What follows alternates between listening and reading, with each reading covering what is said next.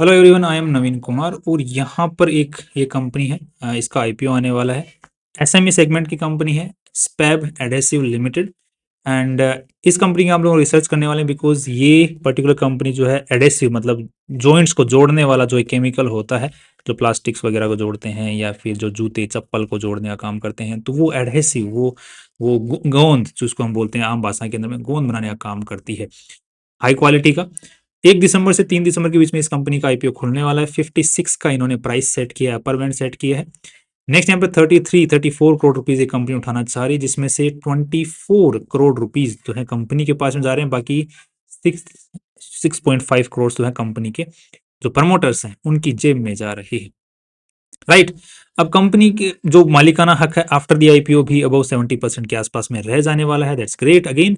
And जैसे हमने बात किया कि कंपनी क्या काम करती है, तो यहाँ पर कंपनी एडेसिव बनाने का काम करती है जो अलग अलग इंडस्ट्रीज के अंदर में काम आता है।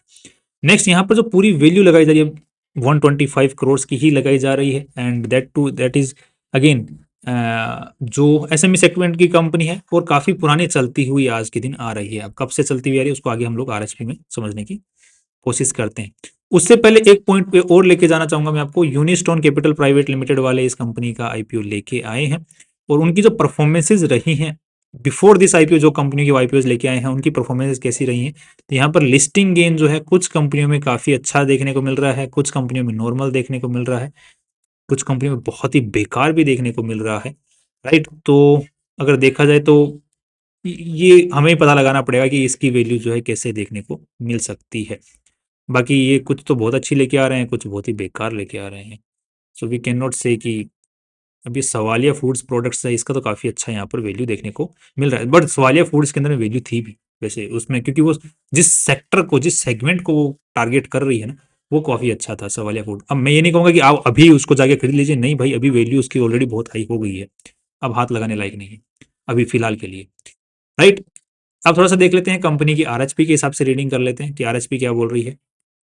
तो ये जो कंपनी पैसे उठा रही है और जो कंपनी के पास में जो पैसे जा रहे हैं उनका क्या करेगी, तो यहाँ पर नई मैन्युफैक्चरिंग कैपेसिटी जो है मतलब अपने आप को एक्सपेंड करने में काम में लेगी, अपने जो ऑपरेशंस हैं मैन्युफैक्चरिंग कैपेसिटी को बढ़ाने में काम में लेने वाली है सारे पैसे।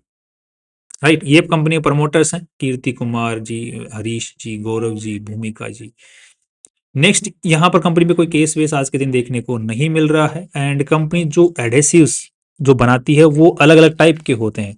पर्टिकुलर एक प्लास्टिक के लिए होता है, कोई पर्टिकुलरली किसी दूसरी पर्टिकुलर प्रोडक्ट को जोड़ने के लिए होता है। इनका जो मल्टीपर्पस वाला जो एडेसिव है वो सबसे ज़्यादा आज के दिन बिकता है। और ऑफकोर्स ये बात है, वही बिकेगा जो कि हर जगह काम आ जाए। तो मल्टीपर्पस वाला सबसे ज़्यादा आज के दिन देखने को मिलता है।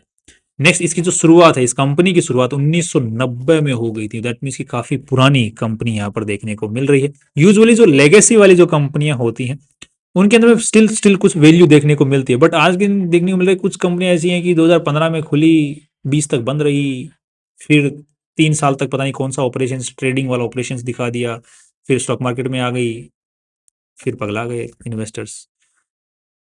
तो वो वाली जो कंपनी है वो इस टाइप की जो लेगेसी वाली कंपनी उनमें नहीं देखने को मिलता, तो ये उस टाइप की लेगेसी वाली टाइप की, दैट मीन्स की काफी पुरानी चलती हुई यहाँ तक आई है, पहुंची है। नेक्स्ट इसकी जो शुरुआत है 90 में होने के बाद में इन्होंने ये जो माइलस्टोन्स हैं ये अचीव किए हैं। एंड इनको आप लोग आराम से पोज करके रीड कर सकते हैं। नेक्स्ट यहाँ पर जो गौरव जी हैं वो इस कंपनी को आज के दिन डायरेक्शंस दे रहे हैं, चला रहे हैं। एंड नेक्स्ट यहाँ पर जो उनके पास में जो जो एक्सपीरियंस है इस पर्टिकुलर सेक्टर का, एडेसिव इंडस्ट्री का, वो 25 ईयर्स का हो चुका है। बट दो इनकी तो 44 ईयर्स की एज है, तो जब ये कंपनी चालू हुई होगी तो ये लगभग उस वक्त तो छोटे ही होंगे। बट इनकी जो दूसरी लोग हैं, आई थिंक इन्होंने यहाँ पर स्टार्ट किया बिकॉज इनकी एज जो है 70 ईयर्स के आसपास में देखने मिली, जिनके वो 35 ईयर्स का एक्सपीरियंस देखने को मिल रहा है। That's nice. तो दैट मीन्स की शुरुआती और नया खून दोनों मिलके इस कंपनी को चला रहे, तो ये अगेन अच्छी चीज होती है कंपनी के लिए। और इतने लंबे टाइम से चलाते हुए आ रहे हैं तो that is again A positive thing. Right. कि एक्सपीरियंस हो चुका है हर उतार चढ़ाव का जो इंडस्ट्री के अंदर में आता है, तो वो भी एक अच्छी बात है। नेक्स्ट यहाँ पर जो सैलरी उठा रहे हैं वो लगभग दोनों ही जो एक ये तो 86 लैक्स, ये 43 लैक्स कीर्ति कुमार जी। जो लोगो जो कंपनी नाम यूज करती है अपने प्रोडक्ट्स के ऊपर में वो इन्होंने रजिस्टर करवा रखे हैं। राइट। और रजिस्ट्रेशन जो है इन्होंने रिसेंटली करवाए हैं वैसे, कुछ के पुराने भी ले रखे हैं बट कुछ के रिसेंट भी करवाए हैं। 2019 के आसपास में। नेक्स्ट ये इनकी वेबसाइट का लो वो है डोमेन नेम, एंड इनके पास जो मैन्युफैक्चरिंग फैसिलिटी है वो इन्होंने लंबे टाइम के लिए यहाँ पर लीज पर ले रखी है। That means company doesn't own it, but still again लंबे टाइम के लीज के ऊपर में लेना अगेन एक कमिटमेंट दिखाता है। नेक्स्ट यहाँ पर कंपनी में आज 41 एम्प्लॉइज काम कर रहे हैं, मेनली प्रोडक्शन में काम कर रहे हैं। ऑफ कोर्स ये बात है, प्रोडक्शन में ही काम करेंगे, और बाकी जो लोग हैं वो भी प्रोडक्शन में ही काम कर रहे हैं, बस अलग अलग छोटी एसएमई कंपनी के अंदर में कि भाई तू ये काम भी संभाल, तेरा नाम यहाँ पे भी दे रखा है मैंने, राइट। तो अल्टीमेटली छोटी कंपनी है, एसएमई सेक्टर की है, राइट। नेक्स्ट यहाँ पर देख लेते हैं दूसरा कि कंपनी का जो माल है वो इंडिया में और इंडिया के बाहर दोनों जगह बिकता है। इंडिया के अंदर में ये सबसे ज्यादा इनका बिक जा रहा है आज के दिन। नेक्स्ट यहाँ पर महाराष्ट्र में ही इनका सबसे ज्यादा माल बिक रहा है। दैट मीन्स कि इनके पास में जो मार्केट है अभी भी बहुत बड़ा है। देख रहे हो, सिर्फ महाराष्ट्र के अंदर में इनका 92% के आसपास में माल बिक जा रहा है। प्रोडक्शन कैपेसिटी कि 75% कैपेसिटी पे काम कर रहे हैं। दैट मीन्स कि फुल ही काम कर रहे हैं वैसे देखा जाए तो। और अभी इसीलिए तो मैन्युफैक्चरिंग फैसिलिटी पे पैसा लगाएंगे, तो इसके साथ में मैन्युफैक्चरिंग कैपेसिटी बढ़ेगी तो प्रोडक्शन बढ़ेगा तो रेवेन्यू बढ़ेगा, रेवेन्यू बढ़ेंगे, नेट प्रॉफिट्स बढ़ेंगे। तो यहाँ पर अगेन ये भी एक पॉजिटिव पॉइंट देखने को मिल रहा है। नेक्स्ट यहाँ पर जो नंबर ऑफ क्लाइंट्स हैं, एक्टिव क्लाइंट्स 386 आज के दिन देखने को मिल रहे हैं पिछले 6 महीनों के हिसाब से। बाकी इनके जो नंबर ऑफ एक्टिव क्लाइंट्स हैं वो धीरे धीरे कम होते हुए नजर आ रहे हैं। अगर आप लोग रीड कर पा रहे हैं, यहाँ पर आपको स्क्रीन के ऊपर में देख पा रहे हैं जैसे हम लोग, राइट। तो ये थोड़ा सा एक नेगेटिव पॉइंट देखने को मिल रहा है। दो इनके नंबर ऑफ क्लाइंट्स कम होते जा रहे हैं, बट इनके जो हाई वैल्यू वाले जो क्लाइंट्स हैं वो जरूर या तो इंटेक्ट बैठे हैं या फिर बढ़ रहे हैं, राइट। मतलब जो सिंगल क्लाइंट है जो पहले ऑर्डर ले रहा था वो बड़े ऑर्डर्स लेना चालू कर रहे हैं। That's again A positive. That means छोटे जो क्लाइंट्स हैं, छोटा मोटा माल उठाने वाले, वो ऊपर नीचे हो रहे हैं। तो चलो again not a big deal, but number of clients still बहुत अच्छे हैं। 400 से ऊपर होना इज अगेन नाइस डील। ये इनके आप लोग वगैरह फैक्ट्रीज की फोटोज वगैरह सब कुछ आप लोग देख सकते हैं, राइट। ये हम लोग जैसे आप शहर के अंदर में इंडस्ट्रियल एरियाज नहीं होते, इंडस्ट्रियल एरियाज के अंदर जैसे इस टाइप की आपको लोग मकान इंडस्ट्रीज वगैरह देखने को मिलती हैं, तो वैसे ही आज के दिन ये देखने को मिल रही है। नेक्स्ट टोटल क्लाइंट्स जो टॉप 10 क्लाइंट्स हैं उनसे 40% के आसपास रेवेन्यू, दैट मींस की डिवर्सिफाइड काफी लॉन्ग क्लाइंट्स हैं इनके पास में। साथ में ही इनकी जो मैन्युफैक्चरिंग ये करते हैं एडहेसिव की, वो मैन्युफैक्चरिंग जो है इंटरनल है, दैट मींस कंपनी की खुद की है, बाहर से कॉन्ट्रैक्ट मैन्युफैक्चरिंग ये नहीं करवा रही है आज के दिन देखा जाए तो। That's a positive point again. And यहाँ पर मल्टीपर्पस वाला जो प्रोडक्ट है ये आज के दिन बना रहे हैं मेनली, जैसे हमने ऑलरेडी देख चुके हैं। ये इनके प्रोडक्ट्स हैं जिनको आप लोग आराम से देख सकते हैं पॉज करके, और अलग अलग अलग पैकेजिंग में बना रहे हैं। और जो बाहर जा रहा है वो यूएई में जा रहा है, और क्योंकि यूएई में इस वक्त सबसे भयंकर तरीके से जो इंफ्रास्ट्रक्चर डेवलपमेंट है वहां पे चल रहा है। नेक्स्ट यहाँ पर जो मेन चीज देखने मिलेगी, इनका जो प्रोडक्ट है ज्यादातर डीलर्स के थ्रू बिकता है। दैट मीन्स इनके पास में सप्लाई चेन मैनेजमेंट भी है, that's nice. Again industrial supply भी होती है, साथ में ही गवर्नमेंट सप्लाई भी देखने को मिल रही है, तो again that's again okay. Hardware वाले इनका माल खरीदते हैं, दैट्स अगेन ओके, हार्डवेयर के यूज के लिए, दैट्स ओके। तो अभी तक तो मुझे कुछ नेगेटिविटी अभी तक तो नजर आई नहीं, क्लाइंट्स वाले पार्ट को छोड़कर। वहां पे भी कुछ खास नहीं है, बिकॉज छोटे मोटे कुछ क्लाइंट्स होते हैं जो कि एक बार यूज करते हैं वो दूसरी चीजों पे शिफ्ट हो जाते हैं, जहां पर उनको मार्जिन ज्यादा अच्छा देखने मिलता है। जैसे कि मान के चलो कि कोई डीलर है नया बना, बट उसको मिला कि यार मेरे को 20% मार्जिन चाहिए, दूसरी नई कंपनी आई उसने बोला कि मैं 25 दूंगी, तो इसको छोड़ दिया। बट जिनके साथ में इनका रिलेशन अच्छा बन गया है, राइट, वो डीलर्स नहीं छोड़ रहे हैं, वो यहाँ पर अच्छी चीज देखने को मिल रही है। अब थोड़ा सा हम लोग इसकी बैलेंस शीट को समझने की कोशिश कर लेते हैं, राइट। 32 CR इस पूरी कंपनी में लगे हुए हैं आज के दिन। और इन्वेस्टर्स का पैसा देखा जाए, इन्वेस्टर्स का कितना लगा हुआ, उधारी उधारी का छोड़ के, तो मेनली जो है इन्वेस्टर्स का ही लगा हुआ है। मोस्ट ऑफ द जो पैसा कंपनी में इन्वेस्टर्स का ही लगा हुआ है। और कहाँ लगा हुआ है, तो again this is again A negative point. Trade receivables company का अच्छा खासा देखने को मिल रहा है, जो कि 6 मंथ्स का डेटा है, पूरे साल का नहीं है। एंड स्टिल ठीक ठाक देखने को मिल रहा है, बट यहाँ पर मैनेज कर पा रही है।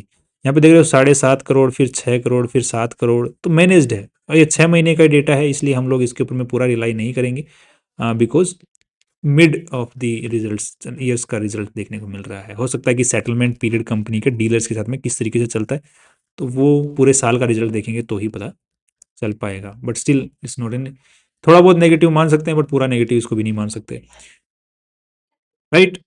I think I am talking about the trade receivables, okay. Cash cash अच्छा खासा इनके पास में पड़ा हुआ है, दैट्स अगेन ओके। नेक्स्ट यहाँ पर कंपनी की रेवेन्यू ग्रोथ देखने को मिल रही है। रेवेन्यू ग्रोथ यूजुअली तो नहीं देखने भी मिलनी चाहिए, बिकॉज इनके पास प्रोडक्शन कैपेसिटी ऑलरेडी काफ़ी अच्छे हाई कैपेसिटी यूटिलाइजेशन पे चल रहे हैं। नेक्स्ट 38, 42, 45 स्टिल अच्छी खासी ग्रोथ देखने को मिल रही है, और इस साल लगभग 50 करोड़ के आसपास को ये टच कर जाएंगे। एंड यहाँ पर नेट प्रॉफिट कितना निकाल ले पा रहे हैं, तो ये अगर 6 महीने के अंदर में साढ़े पौने 4 करोड़ रुपए अगर निकाल ले पा रहे हैं, तो लगभग 7 CR के आसपास में निकाल लेंगे, जिसको अगर हम लोग इनकी वैल्यू के हिसाब से अगर निकालने की कोशिश करते हैं, तो इन्होंने वैल्यू जो लगाई 125 की लगाई है।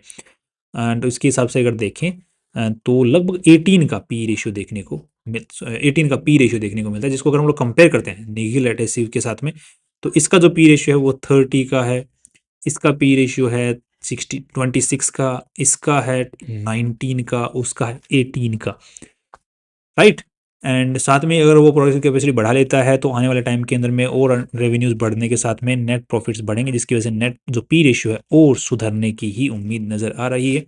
तो फ्यूचर पोटेंशियल जो है पी रेशियो के और सुधरने का है, दैट मीन्स और नीचे जाएगा, तो कंपेरेटिवली और वैल्यू अच्छी देखने को मिल सकती है। नेक्स्ट एक बार चार्ट इन सभी कंपनियों का देख लेते हैं, तो ये सारी ही कंपनियां नीचे धूल चाटती हुई दिख रही हैं। अगर आप लोग ध्यान से अगर चार्ट को देखते हैं, सारी ही कंपनियां धूल चाटती हुई देखने मिल रही हैं। तो इस चीज का जो इफेक्ट है, मार्केट अगर सारी कंपनियों को, अगर सेक्टर को अगर नेगेटिवली मार्क कर रहा है आज के दिन, तो इस कंपनी को भी नेगेटिवली मार्क कर सकता है। बट अगेन वैल्यू कंपेरेटिवली जो आईपीओ लेके आ रही है, इसकी अच्छी देखने को मिल रही है। नेक्स्ट एक बार पीबी रेशियो भी देख लेते हैं कंपनी की नेटवर्थ के हिसाब से, कि कंपनी ने वैल्यू क्या लगाई है। दो कंपनी के पास में नेटवर्थ वाइज कुछ खास है नहीं, एंड स्टिल देख लेते हैं कि कितना पैसा लगा मशीनरी वगैरह एंड एवरीथिंग में। तो यहाँ पर net worth of this company is how much, 29 CR, और कंपनी के पास में पैसे जा रहे हैं 24 CR, तो 50 CR, 50 के हिसाब से 2.5 का पीबी रेशियो देखने को मिलता है। इसका 3 का है, इसका 2.2 का है, इसका 5.62 का है। दैट मीन्स कि पीबी रेशियो के हिसाब से भी वैल्यू ठीक लगाई है, राइट। अब थोड़ा सा देख लेते हैं कि कंपनी की हवा किस तरफ बन रही है। क्या हमें लिस्टिंग गेन की उम्मीदें हैं यहाँ पर, या फिर हमें लॉन्ग टर्म की होल्डिंग के हिसाब से कुछ लेना पड़ेगा हिसाब किताब। तो यहाँ पर देखने को मिल रहा है कि अभी जीएमपी तो कुछ खास चल नहीं रहा है। सो लिस्टिंग गेन की एज पर हवा जो बनाई जा रही है मार्केट के अंदर, बिकॉज बहुत सारे आईपीओ इस पीरियड में अंदर में खुल रहे हैं, तो आई थिंक लोग उन्हीं में ज़्यादा इंटरेस्टेड है। इसके अलावा तो I am hopeful in the short run and the longer run in this particular company. Revenues को देखते हुए, इनकी जो आने वाले जो नए प्रोडक्शन कैपेसिटी को बढ़ा रहे हैं उनको देखते हुए, तो I am hopeful based on these parameters, और नंबर्स भी कुछ ज़्यादा बुरे नहीं हैं, और इस पर्टिकुलर चीज़ की जो डिमांड है आने वाले टाइम के अंदर भी रहने की उम्मीदें हैं। अब एडेसिव कहाँ जाएगा, रहेगा ही, राइट। तो that's all my view about this company. बाकी आप कोई भी अपना फाइनल डिसीजन बनाने से पहले फाइनेंशियल एडवाइजर से ज़रूर पूछें, राय मशवरा करें, उसके बाद में ही अपना डिसीजन बनाएं। That's all from my side. कल फिर मिलते हैं फाइनली सी यू टुमारो।